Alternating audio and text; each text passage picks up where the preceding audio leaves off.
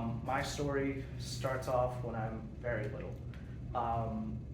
Very early on, when I first started walking, my parents started noticing abnormalities in my walking patterns. So I would kind of walk with my legs straight. I wouldn't bend my knees. I would swing out to the side versus walk normally. So they took me to a doctor. We went to a bunch of doctors, and we went to Bonner Children's. Yeah, saw a geneticist there, and I was diagnosed with pseudo-rheumatoid chondrodysplasia. It's a 1 in 10,000 cases worldwide, very rare. And what that does, it affects the way my bones form. So that then affects the way my joints come into place. So normal joint placement is not a thing in my body. A good demonstration, my ankle. When I move my ankle up, it goes out to the side. So walking, obviously, with that would be a problem. And so I've been confined to a wheelchair since about the 2nd grade. I gradually went down from walking kind of slower to with a walker, and then finally just got into a wheelchair. Here's the deal. We're gonna get the chairs. You're gonna go about your regular day. We talked about things that you should be experiencing. We'll come back together in this room at 2 o'clock. We'll spend a few minutes just talking about your impressions, your perspective. I'm just looking for your thoughts, your feelings, what you encountered, and things like that. But do take this seriously. Don't go to your office and sit. Get out, use your vehicles, go about your normal day as we talked about over the past few weeks.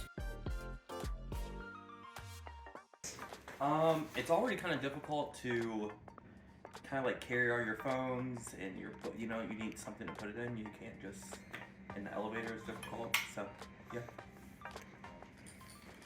Today I learned that there are tasks that I do every day that I take for granted. Something as simple as going to the break room, refilling your water bottle. We also took on the task of navigating some streets downtown. I never realized how slight inclines there are. It was a really great experience. So one of the things I learned today is that the amount of challenges that folks have with disabilities, certainly those in wheelchairs, is everywhere. And getting a better perspective of that experience was really eye-opening. I learned today that our city, especially around the city offices, is not nearly as accessible as it needs to be. Oh man, I learned that this is not easy. Around the 5th grade, I started asking questions. Why can't I play with my friends out in the field? Football field, yeah. Why can't I go into like grass and do all that stuff that I want to do? And then really started taking notice about like public places. It was like, why is the restroom not wide enough? Why do we have to kind of plan everything around like, what if this isn't the way it should be? And so that year, I decided to challenge people at my school, mostly staff and a few upperclassmen, to spend a day in a wheelchair. Today was very eye-opening.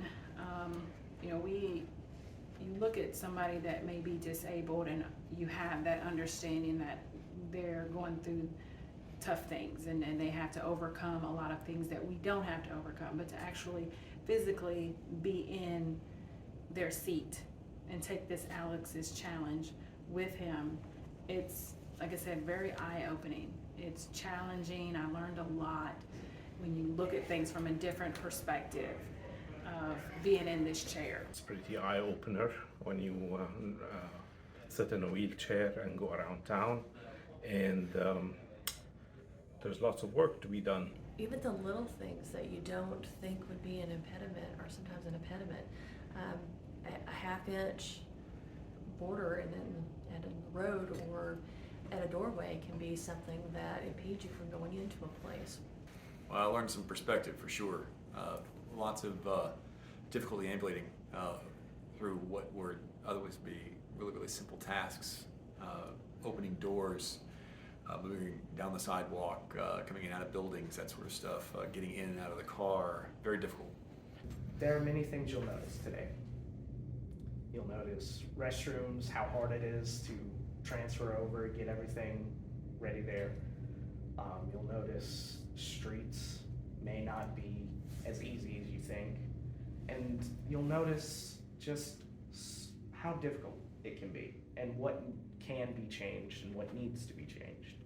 From this experience, I think that we have plenty of handicap spaces in the downtown core, but I do believe that not every handicap space is in a spot where it is handicap accessible, if that makes sense.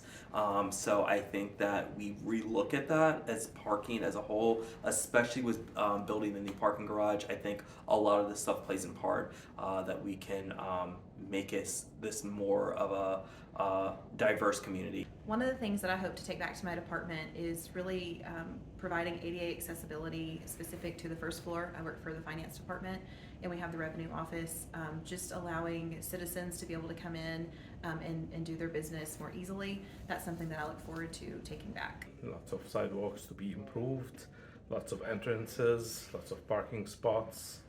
It's very challenging. I don't want you to be discouraged at any point. Just keep in mind, I get up and am able to walk away. And some people aren't that fortunate. And I want you to not only apply what you learned today, now, and a few days in the future, I want you to think about it further down the road. I want you to think about it like you headed the parks department. Think about it as you're going through the park. Could someone in a wheelchair get to this point if they wanted to? And if not, is there a reasonable way for that to happen?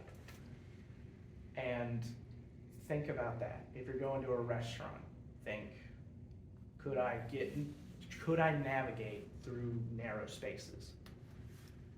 I think that there's a bare minimum that we require on some of our ADA stuff, and I would love to see people go above and beyond some of those standards and not simply provide the minimum. It's important for Parks and Recreation to think about accessibility because the parks they belong to everybody.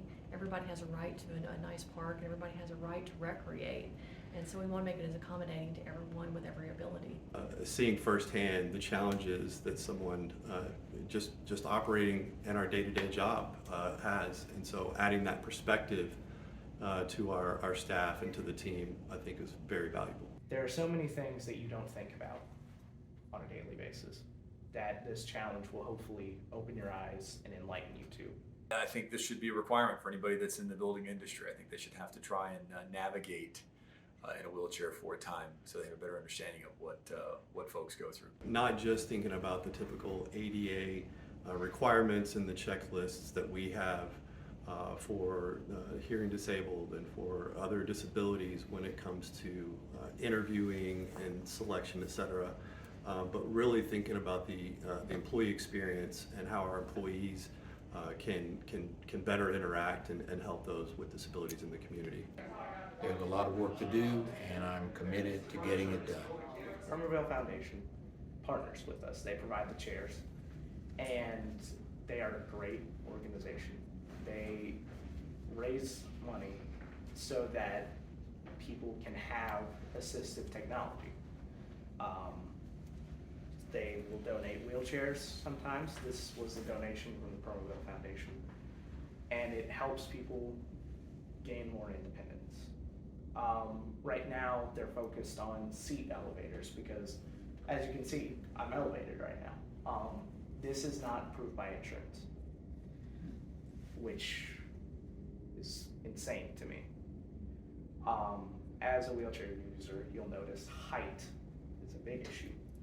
So this seems like it should be a necessity, but to insurance, it's not. Permobil Foundation helps people afford this. And this is truly a blessing. I mean, I can cook, I can clean dishes, I can do so many things because of this. I can look people in the eye, which doesn't seem like a big deal, but it is. Looking someone like I'm looking at Mayor Pitts right now, looking him in the eye on eye level is very empowering. Corner, back to the other corner.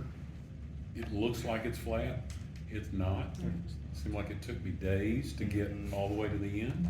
You know, you're just sitting there on the sidewalk, not able to get in, and it's, I don't know, you feel like everybody's staring at you because you're not getting inside, and you can't help yourself to get in.